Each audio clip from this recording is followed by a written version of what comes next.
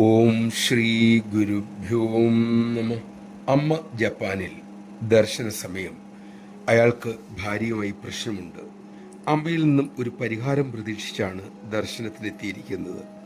ദർശന സമയം അമ്മ ജപ്പാൻ ഭാഷയിൽ പൊന്നുമോനെ പൊന്നുമോനെ എന്ന് വിളിച്ചു.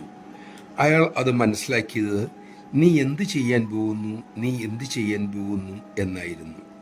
തൻ്റെ പ്രശ്നത്തിൽ തനിക്ക് ഒരു തീരുമാനമെടുക്കാൻ അമ്മ അനുവദിച്ചിരിക്കുന്നു എന്ന് അയാൾ അതിന് അർത്ഥമെടുത്തു. ഉറക്കെ മുറി ഇംഗ്ലീഷിൽ അയാൾ വിളിച്ചു പറഞ്ഞു, അമ്മേ, എനിക്ക് ഭാര്യയെ മാറ്റിത്തരൂ, എനിക്ക് ഭാര്യയെ മാറ്റിത്തരൂ. അമ്മ അത് കേട്ട് ചിരിച്ചുപോയി. പരിസരബോധം വന്നപ്പോൾ അയാൾക്ക് വിഷമമായി.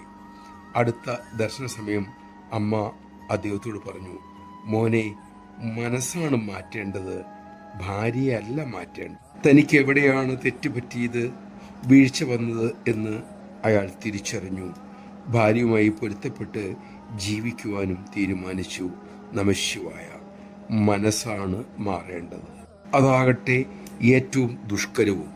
അതുകൊണ്ടാണ് ആ വേലയിൽ മക്കളെ സഹായിക്കാൻ അമ്മ അവതരിച്ചത്.